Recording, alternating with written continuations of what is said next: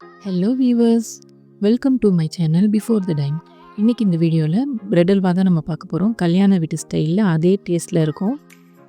Subscribe பண்ணாதவங்க subscribe பண்ணிக்கோங்க. Subscribe பண்ணவங்க பிடிச்சிருந்தா லைக் பண்ணுங்கள். ஓகே வீவர்ஸ், தேவையான பொருள் என்னென்னலாம் பார்க்கலாம். பிரெட் வந்து 10 பீசஸ் எடுத்திருக்கேன். 10 ஸ்லைசஸ் ரோஸ் எசன்ஸ் எடுத்திருக்கேன். சுகர், அளவுகள் எல்லாம் நான் டிஸ்கிரிப்ஷனில் கரெக்டாக கொடுக்குறேன். திராட்சை, முந்திரி, பால்கோவா, நெய், பேரிச்சம்பழம் ஊற வச்சுருக்கேன், வெள்ளரி விதை, பிஸ்தா, மற்ற நட்ஸ் தேவைன்னா ஆட் பண்ணிக்கோங்க. அடுப்பு ஆன் பண்ணி பேன் வச்சுட்டு ப்ரெட்டை ஃப்ரை பண்ணுறதுக்கு தேவையான ஆயில் ஆட் பண்ணுறோம். ரொம்ப அதிகமாகவும் வேண்டாம், ரொம்ப கம்மியாகவும் வேண்டாம், மீடியமாக எடுத்துக்கோங்க. ஆயில் வந்து ஹீட்டும் வந்து ஓவர் ஹீட்டாக இருந்தாலும் ப்ரெட்டு சரியாக வேகாது. ஸோ மீடியம் ஹீட்டில் ப்ரெட்டை ஆட் பண்ணுறோம். பொறுமையாக 2 பக்கமும் மாற்றி மாற்றி பரட்டி விட்டு நிதானமாக வேக வச்சு நல்ல கலர் வந்ததுக்கப்புறம் எடுக்கணும். நிதானமாக வேகட்டும்.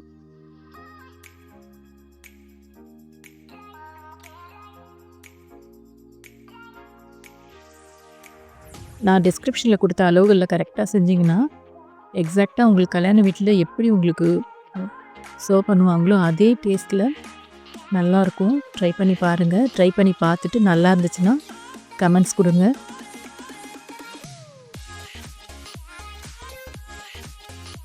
ப்ரெட் வந்து இன்னொரு சைடு நம்ம மாற்றி போட்டிருக்கோம். நல்ல கலர் வர அளவுக்கு நிதானமாக வேக வைங்க. போக போக ஆயில் ஹீட் ஆகும். ஆயிலை குறைச்சி அதோட ஹீட்டை கம்மி பண்ணிவிட்டு நிதானமாக வேக வச்சு எடுத்துக்கோங்க. இந்த பக்கம் இன்னொரு சைடு திருப்பி போடணும். இன்னும் எதிர்பார்த்த கலர் வரல, ஓரளவு ப்ரௌனாக வரட்டும். ஓகே, ஓரளவு நல்ல கலர் வந்துருச்சு.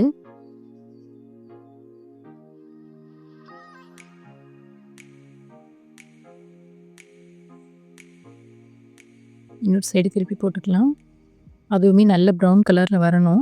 ஒரு சைடு நல்லா ப்ரௌன் ஆகிடுச்சு, இன்னொரு சைடும் நல்ல ப்ரௌன் கலரில் வரணும்.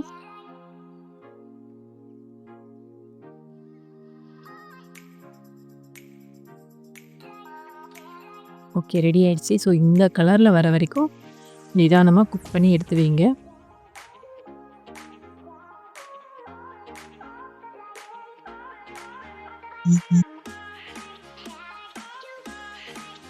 ஸோ ஆயில் கொஞ்சம் நல்லா ஹீட் ஆகிடுச்சு. மாற்றி மாற்றி திருப்பி போடுங்க. திருப்பி போடும்போது கவனமாக போடுங்க, எண்ணெய் மேலே சிந்தாத அளவுக்கு. நிதானமாக ஃப்ரை பண்ணி பொறுமையாக ஃப்ரை பண்ணி எடுங்க.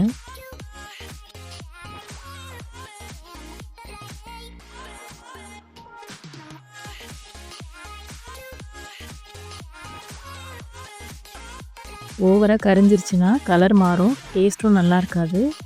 நல்லா இந்த கலரில் ஓரளவு நல்லா கொஞ்சம் டார்க் கோல்டன் ப்ரௌன் கலரில் வர மாதிரி நீங்கள் எடுத்துக்கிட்டிங்கன்னா அது டேஸ்ட் வைஸ் கொஞ்சம் நல்லாயிருக்கும் உங்களுக்கு. இந்த கரிஞ்ச ஸ்மெல் இல்லாமல் இதோட வாசனை வந்து உண்மையிலே நல்லாயிருக்கும். ரெடி ஆயிடுச்சு, எடுத்துக்கலாம். அதே மாதிரி அடுத்தடுத்த ப்ரெட்டை நம்ம வந்து டோஸ்ட் பண்ணி எடுத்துக்கலாம். எண்ணெய் ஓவர் ஹீட்டாக இருக்குது. எண்ணெய் இப்படி ஓவர் ஹீட்டாக இருந்துச்சுன்னா மாற்றி மாற்றி திருப்பி போட்டு எடுங்க.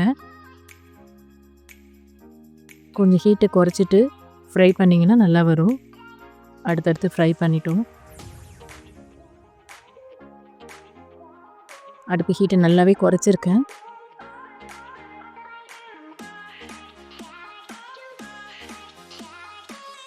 நிதானமாக திருப்பி போட்டு இன்னொரு சைடும் ப்ரௌன் கலரில் வர அளவுக்கு ஃப்ரை பண்ணிக்கோங்க.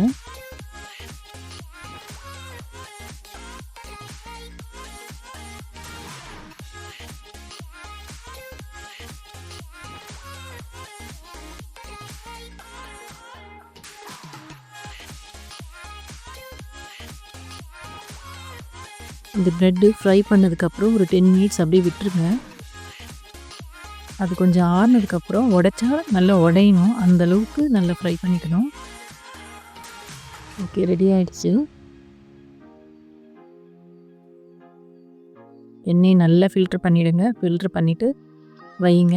எண்ணெய் குடிக்காமல் இருக்கு பாருங்கள். இந்த மாதிரி ஃப்ரை பண்ணிக்கணும்.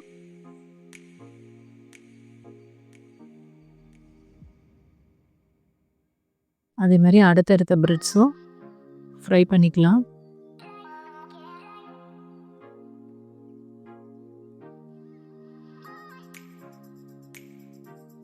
ப்ரெட்டு வந்து பேக்கரியில் கிடைக்கும் இல்லையா, அந்த சாஃப்ட் ப்ரெட்டு அது வாங்காதீங்க. இந்த பிராண்டடில் ப்ரெட் கிடைக்கும் இல்லையா, அந்த மாதிரி பிரிட்டானியாவோ இல்லைன்னா வந்து இந்த மாதிரி ஏதாவது ஒரு பிராண்டில் அப்படி வாங்கினீங்கன்னா அது கொஞ்சம் நல்லாயிருக்கும். பேக்கரியில் ஃப்ரெஷ்ஷாக பண்ணுற ப்ரெட்டு வந்து ரொம்ப சாஃப்டாக, ரொம்ப ஈரப்பதம் அதிகமாக இருக்கும். ஸோ அது ரொம்ப ஆயில் வந்து அப்சர்வ் பண்ணும். ஸோ அந்த மாதிரி ப்ரெட்ஸ் எல்லாம் வாங்காதீங்க. ஓகே, எல்லாமே ஓரளவு பொரித்து எடுத்தாச்சு. நல்லா கிறிஸ்பியாக இருக்குது. ஃபோக்கில் நம்ம குத்தும் போது உடையணும். இது பாருங்கள், பிக்கும் போது நல்லா உடையுது.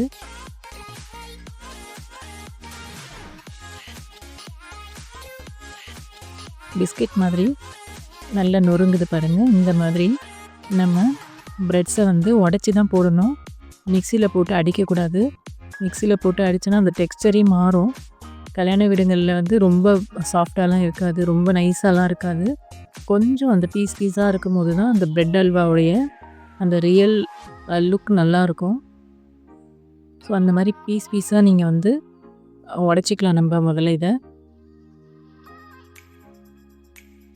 எல்லா ப்ரெட்டையுமே பீஸாக உடைங்க.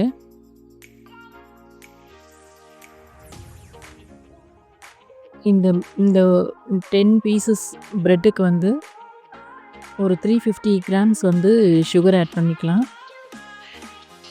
அளவுகள்லாம் கரெக்டாக நான் வந்து டிஸ்கிரிப்ஷனில் கொடுத்துருக்கேன். அந்த அளவு பேஸ் பண்ணி நீங்கள் அதே மெத்தடில் செய்யுங்க.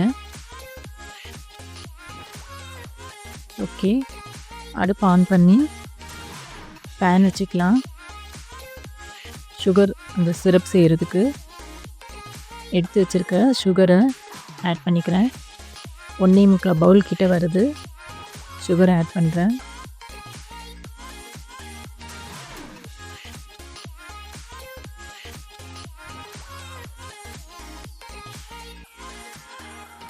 கிட்டத்தட்ட ஒரு 350 கிராம்ஸ் வரும் இந்த சுகரு. இதோட தேவையான அளவு தண்ணி ஆட் பண்ணிக்கலாம். தண்ணி வந்து சுகர் மூழ்கிற அளவு மட்டும் இல்லை, அதோருக்கு கொஞ்சம் அதிகமாக ஆட் பண்ணிக்கோங்க. ரொம்ப அதிகம் வேண்டாம்.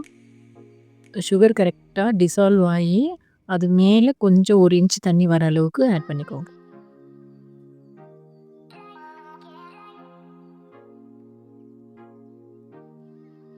ஓகே, இந்த சிரப் வந்து கம்பி பதெல்லாம் வர வேண்டாம், நல்லா கொதிச்சாலே போதுமானது.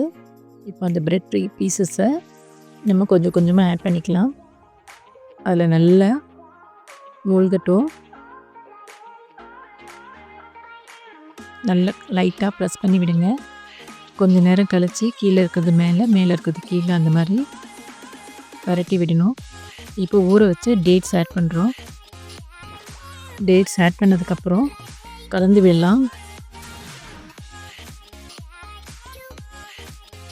அடுப்பு ஆனில் தான் இருக்குது. அந்த ஹீட்லேயே கீழே இருக்கிறது மேலே, மேலே இருக்கிறது கீழே, அந்தளவுக்கு கொஞ்சம் பரட்டி விடலாம். கொஞ்சம் அதில் மூழ்கணும். அது மூழ்கி கொஞ்சம் அது நல்லா ஊறி கொஞ்சம் வேகணும். ஸோ அது வரைக்கும் நம்ம இதை அப்படியே பரட்டி விட்டுட்டே இருக்கலாம்.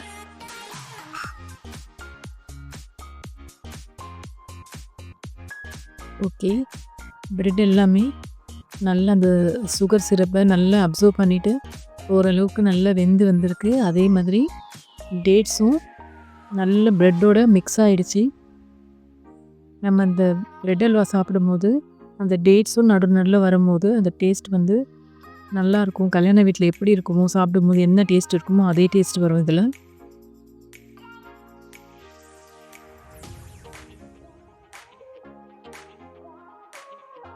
நம்ம இதில் பாலில் வந்து குக் பண்ணல, சுகர் சிரப்பில் தான் குக் பண்ணுறோம்.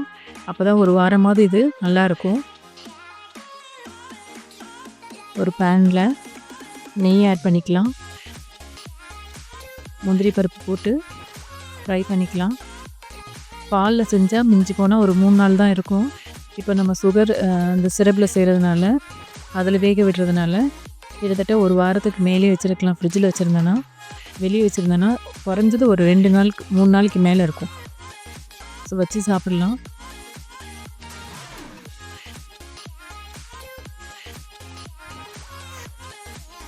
முந்திரி பருப்பு நல்லா ஃப்ரை ஆகிடுச்சு. இதோட கிஸ்மிஸ் ஆட் பண்ணுறோம். கிஸ்மிஸ் வந்து ரொம்ப வேகக்கூடாது. உடனே நம்ம முந்திரி அந்த வெள்ளரி விதையும் ஆட் பண்ணுறோம். அது பிரெட் அல்வாவில் ஆட் பண்ணிட்டேன். இப்போது நம்ம எடுத்து வச்சுருக்க பால்கோவா ஆட் பண்ணுறோம். ஸ்வீட்லெஸ் பால்கோவா கிடைச்சாலும் பெஸ்ட்டு. அப்படி ஸ்வீட்டோடு கிடச்சிதுன்னா சுகரை வந்து கொஞ்சம் கூட்டி குறைச்சி போட்டுக்கோங்க. சுகர் ரொம்ப பிடிக்கிறவங்க தேவைக்கு தகுந்த மாதிரி போடுங்க. கம்மியாக போதும் அப்படின்றவங்க சுகரை கொஞ்சம் குறைச்சிக்கலாம்.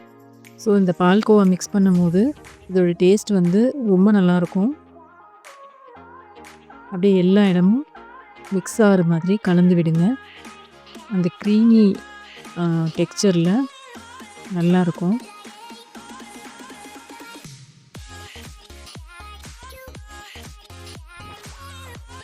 இப்போது அடிஷ்னலாக கீ கொஞ்சம் நம்ம ஆட் பண்ணிக்கலாம். கீ வந்து எப்போவுமே லாஸ்ட்டாக ஆட் பண்ணும்போது தான் அதோட ஃப்ளேவர் நல்லாயிருக்கும். ஸோ கடைசியாக நம்ம ஹீட் பண்ணாத கீயை வந்து ஆட் பண்ணியிருக்கோம்.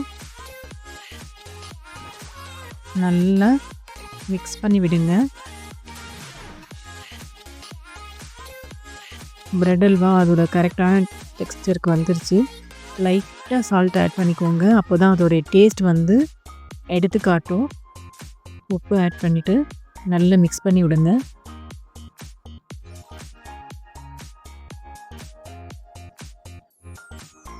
நல்லா கலந்து விடுங்க.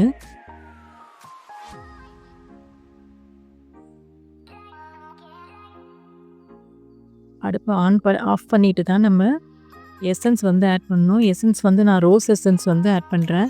உங்களுக்கு ரோஸ் எசன்ஸ் பிடிச்சிருந்தா ரோஸ் எசன்ஸ் ஆட் பண்ணிக்கோங்க. அப்படி இல்லைன்னா வெனிலா எசன்ஸோ இல்லைனா வந்து பைனாப்பிள் எசன்ஸோ உங்களுக்கு எந்த எசன்ஸ் பிடிக்குமோ அதை ஆட் பண்ணிக்கோங்க. எசன்ஸ் இல்லை அப்படின்னா நீங்கள் ஏலக்காய் பொடி கூட சேர்த்துக்கலாம். இனிமேல் கொஞ்சம் கீ ஆட் பண்ணுறேன். அடுப்பு ஆஃப் பண்ணதுக்கப்புறம் அந்த ஃப்ளேவர் வந்து அப்போ தான் நல்லாயிருக்கும். லாஸ்ட்டாக கொஞ்சம் கீ ஆட் பண்ணும்போது அந்த ஸ்மெல் வந்து ரொம்ப நல்லாயிருக்கும்.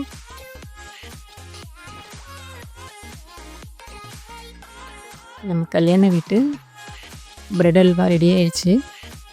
பார்க்கவே சாப்பிடணும் போல் இருக்குது. டேஸ்ட் வைஸ் நல்லா வந்திருக்கு. இனிப்பு எல்லாம் சரியாக இருக்குது. Okay viewers, thank you.